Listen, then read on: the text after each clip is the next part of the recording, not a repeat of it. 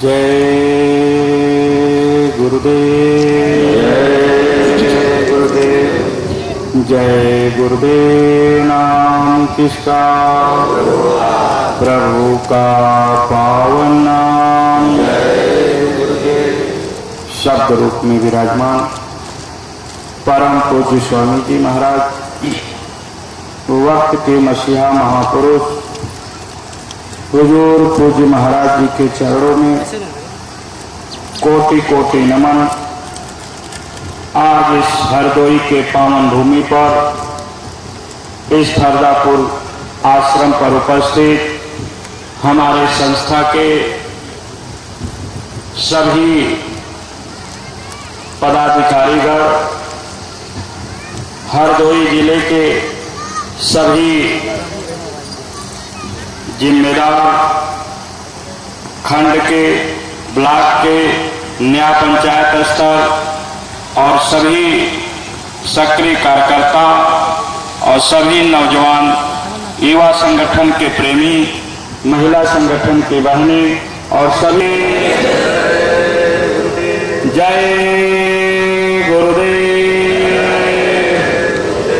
देखिए प्रेमी भाई बहनों, अभी बहुत देर से आप लोगों के बीच में बहुत सारी ऐसी गुरु महाराज की वचनवाणियों को सुनने का मौका मिला। आज एक ऐसा मौका है जो हमारे आपके बीच में ऐसे ऐसे महान विभूतियां उपस्थित हुई हैं, जिन्होंने गुरु महाराज के साथ अपनी पूरी जिंदगी और जवानी को लगाया। स्वामी जी महाराज के साथ संघर्ष संगठन को आगे बढ़ाने में अपना पूरा जीवन लगा दिया। आज ऐसे सभी हमारी संस्था के पदाधिकारीगण उपस्थित हैं, तो हरदोई के सभी प्रेमी भाई बहनों, बड़ा सौभाग्य आप सब लोगों का है कि आज ये सुनहरा मौका मिला हुआ है। तो एक एक वचन को अपने अंदर में आप लोग इसको बैठाइए।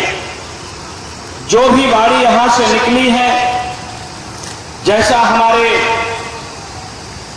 बाराबंकी अध्यक्ष महोदय जी ने बताया, हुजूर पूज्य महाराज जी की जो मौज की बात बताई कि कैसे गुरु महाराज की बात को हमने अंतर में याद किया, वो सिद्ध हुआ।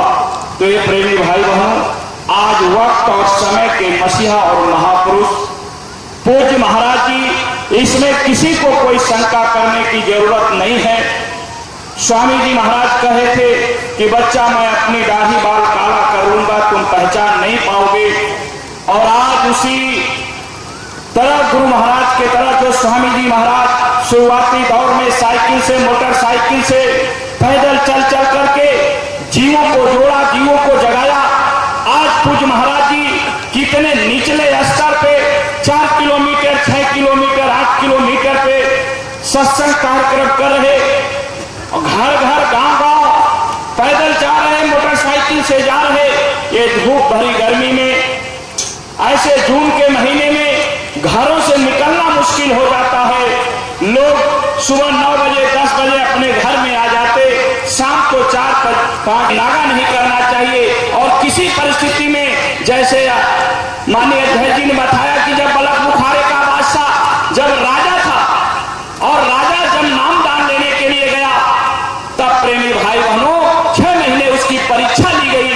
कबीरदास जी के पास गया था, तब जाके नामदान मिला। और अपने मालिक ने तो खुलेआम मंच से नाम की दौलत लुटा रहे, इसलिए हम लोग उस कीमत को समझ नहीं पा रहे। हे प्रेमी भाई बहनों, तो उस कीमत को, उस वैल्यू को समझ लें। ये जीवन में दोबारा नहीं मौका मिलेगा। न ये शरीर अपनी है, न ये संसार अपना है, न कोई रिश्ता नाता यहाँ अपना है। वरना अगर ये रिश्ता नाता अपना होता, ये माँ बाप भाई जब अपने होते तो हमारे अपने बीच में छोड़कर चले जाते हैं। कहाँ जाते हैं, इस बात को आप लोग याद कर लेना। एक दिन हम आप भी जाएंगे, सब दुनिया की सारी चीजें इधर ही रह जाएगी और चले गए हम आप भी। इसलिए असली काम करने हमारा आपका काम बन जाएगा।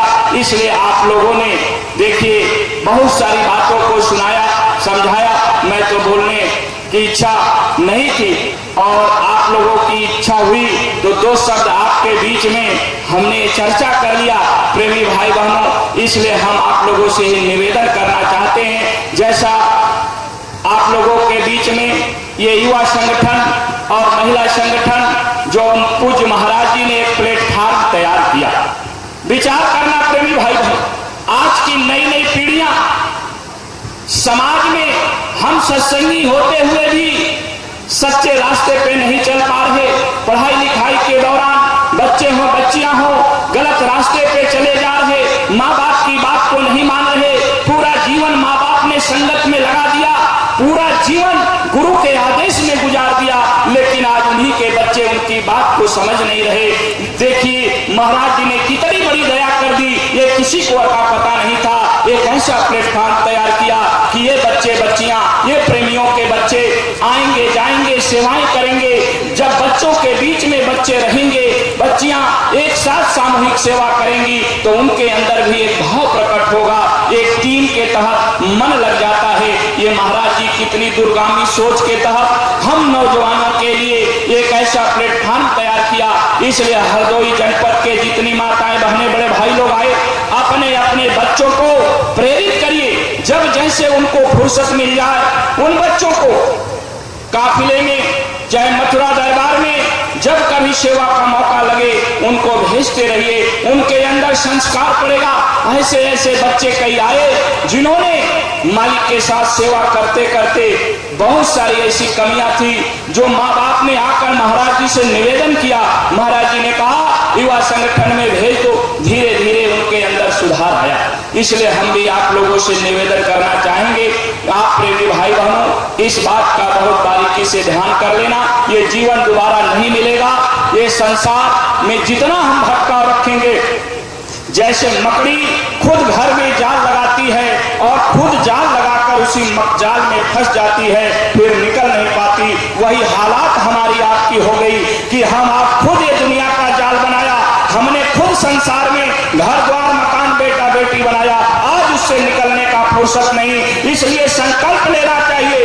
ये जैसे देश को आजाद कराने के लिए उन वीर जवानों ने अपना योगदान दिया, हंसते हंसते फांसी पे चढ़ गए, ये देश को आजाद कराने में क्या अपने गुरु के आदेश में हम अपनी जवानी को कुर्बान कर दें, हम अपनी जिंदगी को कुर्बान कर दें? जब हमें ये पता चल गया कि ये जीवन हमारा आपका नहीं है और कीमत इस जीवात्मा की है, उस जीवात्मा के कल्याण के लिए अगर ये जिंदगी चली जाए फिर भी किसी प्रकार का गम नहीं है। इसलिए प्रेमी भाई बहनों इस बात को कभी अंदर में नहीं सोचना चाहिए कि हम संगत में सेवा करते, हम संसार में कुछ नहीं बना पा रहे, हम तो गरीब हो गए, ये दुनिया वाले लोग इतने बढ़ते जा रहे।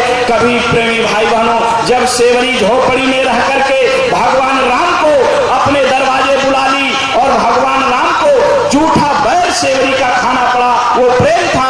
इसलिए अपने मालिक से प्रेम हो जाना चाहिए, अपने पूज्य महाराज जी से प्रेम कर लो, जीवन बन जाएगा प्रेमी भाई बहनों, और इसी जन्म में हम लोग अपने असली घर पहुंच चलेंगे।